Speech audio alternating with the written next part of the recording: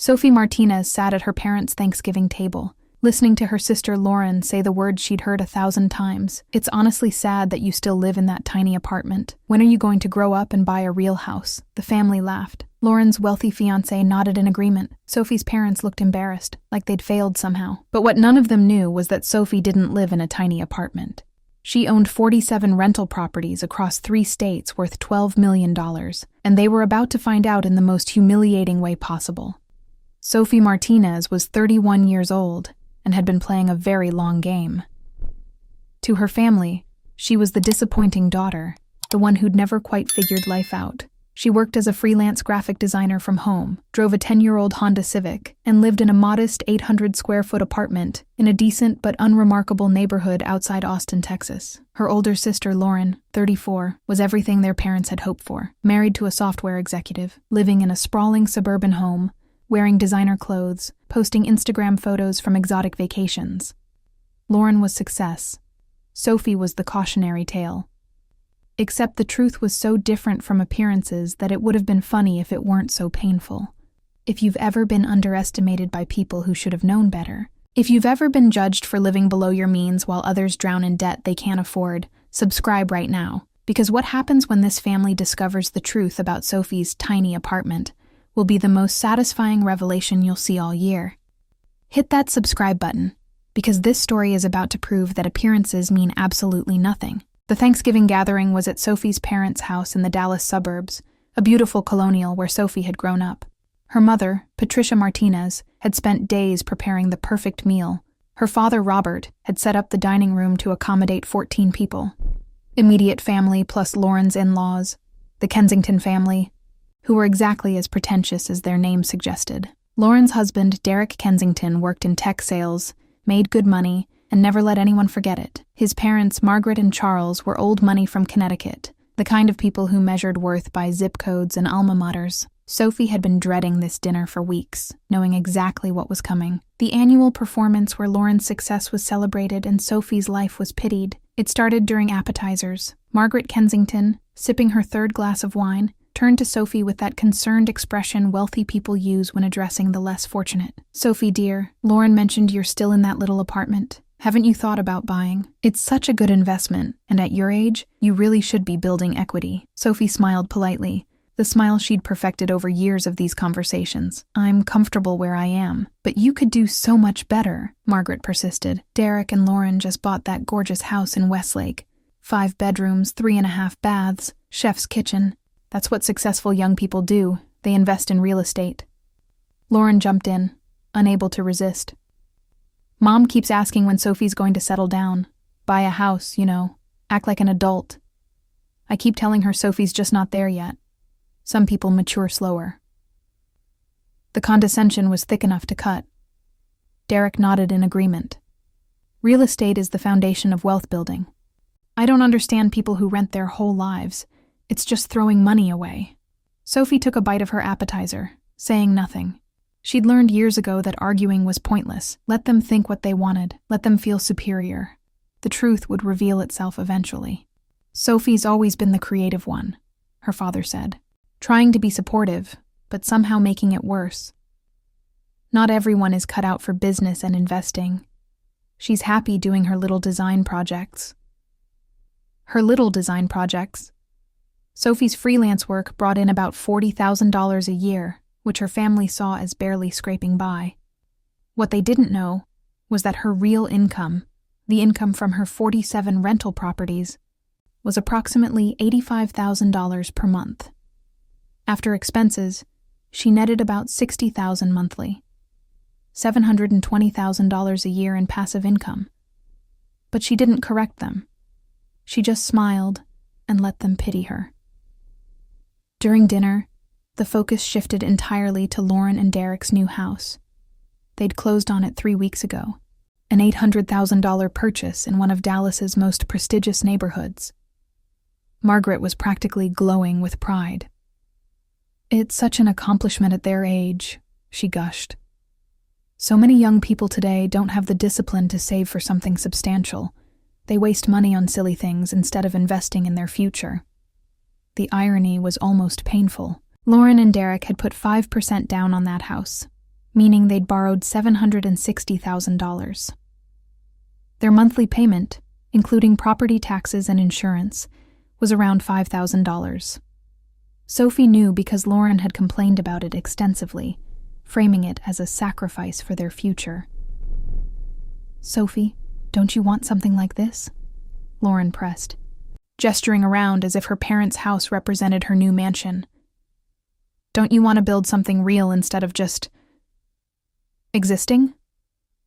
"I'm building exactly what I want," Sophie said quietly.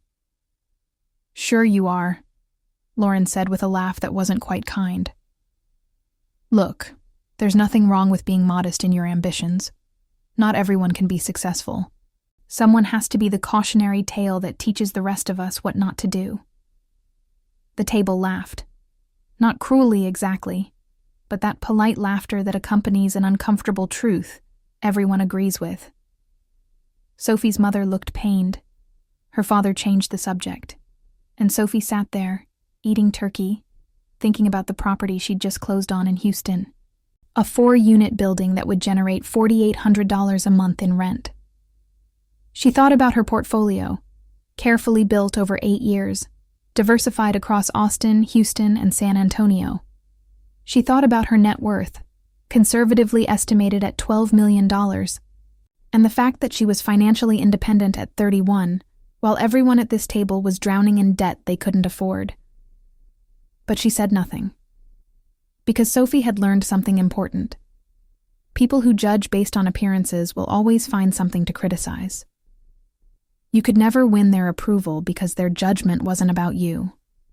It was about their own insecurity, their need to feel superior, their desperate attempt to validate choices they weren't confident in. So Sophie had stopped trying to win their approval. She focused on building wealth quietly, living below her means, and letting everyone think whatever they wanted. The secret brought her more peace than their validation ever could. After dinner, while the men watched football and the mothers cleaned up despite Sophie's offers to help, Lauren cornered Sophie in the hallway. "I worry about you," Lauren said, her voice dripping with false concern. "You're 31, Sophie. You're not getting any younger. You need to start thinking about your future, about security. This freelance thing, this tiny apartment, it's not a plan. It's just drifting." "I appreciate your concern," Sophie said, knowing anything else would start an argument she didn't want to have. "I'm serious. Derek and I have been talking, and we think maybe you need help. Like financial planning help. Derek's cousin is a financial advisor. Maybe we could set up a meeting. Help you figure out how to actually build wealth instead of just surviving month to month." Sophie almost laughed. Derek's cousin would probably have a heart attack looking at Sophie's portfolio. Instead, she just said, "I'll think about it." "Please do," Lauren said, squeezing Sophie's arm with what she probably thought was sisterly affection. "I want you to have what I have. I want you to be successful. But you have to be willing to grow up and do the work." Sophie drove home to her tiny apartment that night, pulled into the parking lot of the modest complex she owned, let herself into her 800-square-foot unit that cost her nothing because she owned the entire building, and poured herself a glass of wine. She sat on her simple couch in her minimally furnished living room and looked at her laptop, where her property management software showed her 47 properties, their occupancy rates, their rental income, their appreciation values. She could afford a mansion bigger than Lauren's. She could afford 10 of them. But she didn't want that. She wanted freedom, financial independence, the ability to do what she wanted without being enslaved to a massive mortgage or the need to impress people. She wanted to build wealth, not display it. And she'd succeeded beyond her wildest dreams while her family pitied her. The beautiful irony of it all. Sophie pulled up her investment spreadsheet, her real hobby, more satisfying than any Instagram-worthy vacation. She was analyzing a potential new property, a 12-unit apartment building in San Antonio that would add $9,000 to her monthly revenue. The numbers were strong. She'd probably make an offer next week. Her phone buzzed with a text from her mother. "Honey, Please think about what Lauren said. We just want you to be happy and secure. We love you. Sophie stared at that message for a long time before responding simply. I am happy and secure. I love you too. But she knew they didn't believe her. How could they? Happiness and security looked like Lauren's life, not Sophie's. Or so they thought. Have you ever let people underestimate you while you quietly built success? Drop quiet wealth in the comments if you think Sophie's playing this perfectly. And make sure you're subscribed, because what happens next is going to blow this family's minds. 3 weeks after Thanksgiving, Sophie's carefully maintained secret started to unravel in the worst possible way. Her father called early on a Tuesday morning, his voice tight with stress in a way Sophie had never heard before. Sophie, honey, I need to talk to you about something serious. Can you come over tonight? Her stomach dropped. Is everything okay? Is someone hurt? No, everyone's fine. It's financial. I'd rather discuss it in person. Can you come for dinner? Just you, not a family thing. Sophie agreed, dread building throughout the day. Financial problems. Her parents had always seemed comfortable, her father a successful accountant, her mother a former teacher. They owned their home outright, drove nice cars, took annual vacations. What kind of financial problems could they have? That evening, sitting at their kitchen table while her mother nervously served coffee, Sophie learned the truth. Her father had been diagnosed with a rare heart condition 6 months ago. The treatment was experimental, not fully covered by insurance. They'd already spent through their savings, over $80,000. They needed another surgery, another $150,000, and they had no way to pay for it. We've looked into everything, Robert said, his voice breaking. Second mortgaging the house, personal loans, medical credit. Nothing works. We're too old for good loan terms, and we don't have the income to support more debt. We thought about asking Lauren, Patricia added quietly. But she and Derek just bought that expensive house. They don't have liquid cash. They're stretched thin with their mortgage. Sophie felt her heart breaking watching her proud father admit financial desperation. We're going to have to skip the surgery, Robert continued. The doctors say it's risky, that my condition could deteriorate without it, but we don't have a choice. We can't come up with that kind of money. How much do you need total? Sophie asked. For everything? The surgery, the recovery, the follow-up treatments? Robert looked down. About $150,000. Might as well be $1 million. We don't have it, and we can't borrow it. Sophie took a breath. This was it, the moment where her secret came out, not dramatically or triumphantly, but because her father needed help and she could provide it. I'll cover it, she said simply. Her parents stared at her. Sophie, that's sweet, but, her mother started. I'll cover it, Sophie repeated. All of it. The surgery, the recovery, whatever you need. I'll write you a check tomorrow. Honey, you don't have that kind of money, her father said gently, clearly thinking she was in denial about her financial situation. You're barely making it yourself. We can't take your savings. Dad, I have that kind of money. I can write you a check for $150,000 tomorrow, and it won't significantly impact my financial situation. Trust me. The silence that followed was profound. Patricia looked confused. Robert looked like he thought Sophie might be having a breakdown. Sophie, he said carefully, I know you want to help, but please don't make promises you can't keep. Your mother and I know about your situation. The apartment, the freelance work. We know you're struggling. I'm not struggling, Sophie said. I've never been struggling. You just assumed I was because I don't live the way Lauren does. Then where would you get $150,000? Her mother asked, her voice rising slightly. From one of my bank accounts, Sophie said calmly. I have significantly more than that. Would you like to see? She pulled out her phone, opened her banking app, and turned the screen toward them. The number showing in her primary checking account was $237,000. Her parents stared at the screen like it was written in a foreign language. That's... How? Robert whispered. Real estate, Sophie said. I've been investing in rental properties since I was 23. I currently own 47 units across Texas. They generate about $85,000 a month in rental income. After expenses and property management, I net around $60,000 monthly. The words hung in the air. Patricia actually gasped. $60,000 a month? Give or take, Sophie confirmed. Some months are higher, some lower, depending on vacancies and maintenance. But yes, approximately $720,000 a year in passive income, plus appreciation on the properties themselves, which has been substantial given the Texas real estate market over the past 8 years. Robert was doing math in his head, his accountant brain kicking in. If you're netting $60,000 a month, and you've been doing this for 8 years. Sophie, what's your net worth? Conservatively, about $12 million. Might be higher depending on how you value the properties, but I use conservative estimates. Her mother looked like she might faint. Her father sat back in his chair, stunned. I don't understand, Patricia said. Why are you living in that tiny apartment? Why are you driving that old car? Why do you dress like I'm broke? Sophie finished. Because I'm not interested in displaying wealth. I'm interested in building it. That tiny apartment? I own the entire building. It's a 12-unit complex. My unit cost me nothing, and the other 11 generate about $8,000 a month in rent. The old car? It's paid off, reliable, and cheap to maintain.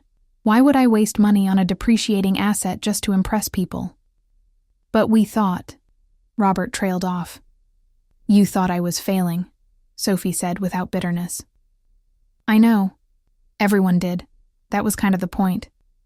I didn't want attention, or questions, or family drama about money. I just wanted to build wealth quietly. Lauren, Patricia whispered. Does Lauren know? No. And I'd prefer to keep it that way for now. Sophie, I don't even know what to say, her father said. You've been letting us pity you. You've been listening to Lauren's condescending advice about growing up and buying a house when you own 47 properties. Why didn't you tell us? Would you have believed me? Sophie asked. If I'd told you at Thanksgiving that I was a millionaire, would you have believed me, or would you have thought I was delusional or lying? Her parents exchanged glances. They both knew the answer. We would have thought you were making it up, Robert admitted, because nothing about how you live suggests wealth. Exactly, Sophie said. I live below my means intentionally. It keeps my expenses low, which means more money to invest. It keeps people from asking for loans or having expectations. It keeps me focused on what matters, freedom, not appearance. And honestly, after years of being compared to Lauren, of being treated like the failure, there was something satisfying about knowing the truth while everyone pitied me. This is where everything changes. The secret is out, and it's about to spread through the family like wildfire. Stay tuned because the reactions are going to be priceless. Make sure you're subscribed, because you absolutely cannot miss what happens next. Her father was quiet for a long moment, processing. Then he said, I'm proud of you. I'm ashamed that I didn't see it, that I let everyone treat you like you hadn't achieved anything, but I'm incredibly proud of what you've built. Thanks, Dad. But I can't take your money, he continued. Not $150,000. That's too much. Dad, I make that in 2.5 months of rental income. It's literally less than 3 months of revenue. And you're my father. You need a surgery that could save your life. Please let me help. Patricia was crying now. Sophie, I'm so sorry. I'm so sorry for every time I implied you needed to be more like Lauren. Every time I worried about your future like you were some kind of failure. You weren't failing. You were succeeding beyond anything I imagined, and I was too blind to see it. It's okay, Mom. It's not okay. We made you feel like you had to hide who you were, what you'd accomplished. What kind of family does that? The kind that measures success by appearances, Sophie said gently. But that's changing now, right? Robert nodded slowly. How do you want to handle this? Do we tell Lauren? The rest of the family? Sophie considered. Let me pay for the surgery first. Get you healthy. Then we can figure out the rest. But Dad, I need you to promise me something. When this comes out, when Lauren finds out, please don't try to force us into some reconciliation where she pretends she never looked down on me. I don't need an apology based on net worth. Either she respects me regardless of money, or she doesn't respect me at all." "That's fair," her father said. "More than fair." Sophie wrote the check the next day, handed it to her father at his doctor's office, and watched him schedule the surgery for the following week. The procedure went well. Robert's recovery was smooth. And for 3 weeks, Sophie's secret stayed contained to just her parents. Then Lauren found out. It was Patricia's fault, not deliberately, but carelessly. She'd been having lunch with a friend, gushing about Sophie's generosity, and mentioned the real estate portfolio. The friend was impressed, asked questions, and apparently told her daughter, who happened to know Lauren through their country club. Wealthy social circles in Dallas were smaller than people thought. Lauren called Sophie on a Wednesday afternoon, her voice tight. "Is it true?" "Is what true?" "Did you pay for Dad's surgery? Did you give him $150,000? Sophie closed her laptop, where she'd been reviewing financials for a property in Houston. "Yes." "How? Where did you get that kind of money?" "Does it matter?" "Of course it matters. Everyone thinks you're broke. You live in that tiny apartment, you drive that piece of crap car, you dress like you shop at thrift stores. Where did you get $150,000? "I earned it," Sophie said calmly. "Through real estate investments I've been making for 8 years. There was a long silence. Then Lauren's voice came back. Different now, calculating. "Real estate investments. Like, you own properties?" "Yes." "How many?" Sophie hesitated, then decided the truth was out anyway. 47 units across 3 states. The silence this time was longer. When Lauren spoke again, her voice was strange. You're telling me you're rich? Actually rich. I'm financially independent, yes. How rich? Does the number matter? Yes. Lauren's voice was rising. It matters because I've spent years trying to help you, trying to give you advice, trying to be a good sister to someone I thought was struggling. And now I find out you're what? A millionaire? While letting me look like an idiot giving you financial advice? I never asked for your advice, Sophie pointed out. No, but you let me give it. You sat there at Thanksgiving while I talked about building equity and investing in real estate, and you said nothing. You let me look stupid. I let you reveal who you are, Sophie corrected. There's a difference. You assumed I was failing because I don't live extravagantly. That says more about your values than mine. Don't you dare lecture me about values. I worked hard for everything I have. So did I. I just don't need to display it. You know what? This is typical. Classic Sophie, acting superior. Acting like you're so much better than everyone because you don't care about nice things. I never said I was better than anyone. You're the one who's been saying I'm worse than everyone for years. Because we thought you needed help. We thought you were struggling. And when you thought I was struggling, you mocked me for it. Now that you know I'm not, you're angry about that too. Do you see the pattern, Lauren? Nothing I do will ever be right in your eyes, because you need me to be less than you. My success threatens your identity. Lauren's voice went cold. I want to talk about your properties. I'm thinking about investing in real estate. Maybe you could give me some advice, share your strategy. We could even partner on something. And there it was. The real reason for the call. Not to apologize, not to celebrate Sophie's success, but to find a way to benefit from it. No, Sophie said simply. No? What do you mean, no? I mean, I'm not going to advise you on real estate investing, and I'm definitely not going to partner with you. You've made it clear over the years that you don't respect me. I'm not going to help you now that it's convenient for you. That's petty. I'm your sister. You're someone who's been condescending to me for a decade. The fact that we share DNA doesn't obligate me to help you. Mom and Dad are going to hear about this. They're going to be so disappointed that you're being selfish. Tell them whatever you want, Sophie said.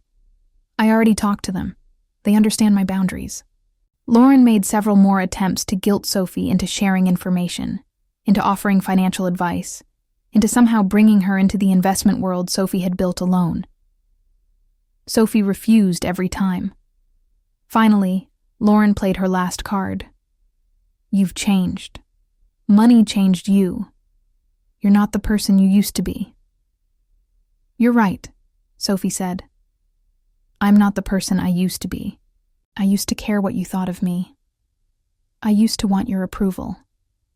Now I understand that your approval was never available because you needed to feel superior. So yes, I've changed. I've stopped trying to earn love from people who only offer it conditionally. She hung up. Within days, the family dynamics shifted dramatically. Patricia and Robert tried to mediate, suggesting family dinners where everyone could work things out. Sophie declined. She'd paid for her father's surgery out of love, but that didn't obligate her to subject herself to Lauren's emotional manipulation. Lauren told anyone who would listen that Sophie had become arrogant now that she had money, that wealth had ruined her personality. Sophie found this particularly ironic, given that Lauren had been arrogant about her supposed financial success while actually drowning in debt. The truth was spreading through their extended family and social circles. Sophie owned dozens of properties. Sophie was a millionaire. Sophie had been quietly building an empire while everyone pitied her. The reactions varied. Some family members were impressed and apologetic. Others were suspicious, suggesting Sophie must have done something shady or gotten lucky rather than earned it. 6 months after everything came out, Sophie was having coffee with her mother, one of their monthly meetings that had become tradition since Robert's successful surgery. Patricia looked tired, worried. Lauren's having financial trouble, she said carefully. The mortgage on that big house is crushing them. Derek's commission-based income dropped significantly. They're struggling. I'm sorry to hear that, Sophie said, meaning it. She wants to sell the house, but they're underwater on it. They owe more than it's worth. They're going to have to do a short sale or possibly foreclosure. That's rough. Patricia looked at her hopefully. Maybe you could help? Not a gift, but a loan? Just to get them through this difficult time? Sophie had known this was coming. She'd been preparing her answer for weeks. No, Mom, I'm not going to loan Lauren money. But she's your sister. She's in trouble. She's the person who spent a decade telling me I'm a failure. She's the person who mocked my modest lifestyle while taking on debt she couldn't afford. She's the person who only wanted my advice and help after she found out I had money. I'm not going to reward that behavior. You're holding a grudge. I'm maintaining boundaries, Sophie corrected. Lauren made choices. She bought a house she couldn't afford to impress people. She judged me harshly for not doing the same. Now she's facing consequences of those choices. That's not a grudge. That's natural outcomes. She's learned her lesson. Can't you forgive her? Has she apologized? Has she acknowledged how she treated me? Has she shown any remorse beyond wanting my help? Patricia was quiet. They both knew the answer. Lauren hadn't apologized. She'd just gone from condescending to entitled, acting like Sophie owed her support now. Money doesn't make you better than her, Patricia said, a last attempt. I agree completely, Sophie replied. And being broke didn't make me worse than her. That's the point Lauren never understood. Worth isn't measured by net worth. But I'm not obligated to help people who only value me when I can benefit them financially. That's not family. That's exploitation. Patricia sighed. I just want my daughters to get along. That would require Lauren to see me as an equal, not as a resource or a cautionary tale. Until that happens, the best I can offer is cordial distance. 2 years after the Thanksgiving that started everything, Sophie was sitting in her apartment, the same 800-square-foot space everyone had pitied, reviewing the closing documents on her 53rd property. She'd continued to grow her portfolio, continued to live modestly, continued to build wealth in silence. Lauren had lost the house in a short sale, moved into a rental, and was slowly rebuilding her financial life. She'd sent Sophie one text.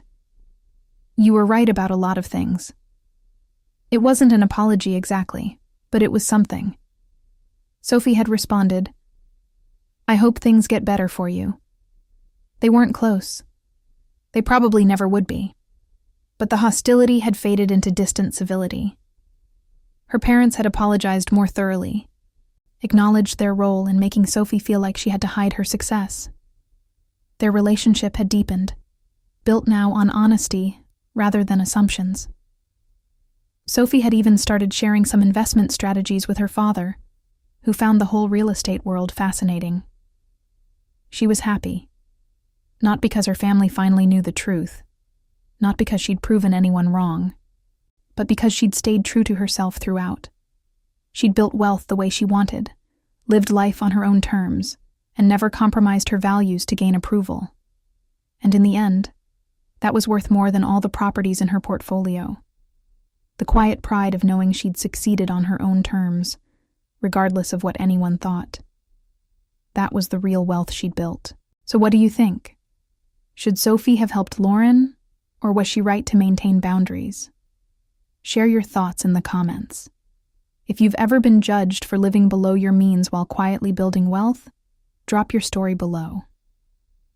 Let's build a community of people who understand that real success doesn't need to be displayed. And make sure you're subscribed, because there are so many more stories about quiet victories and standing up for yourself coming your way. Hit that bell icon so you never miss an upload. Remember, wealth whispers while debt screams. Build your empire quietly, and let your results speak louder than any display ever could. Thanks for watching, and I'll see you in the next story.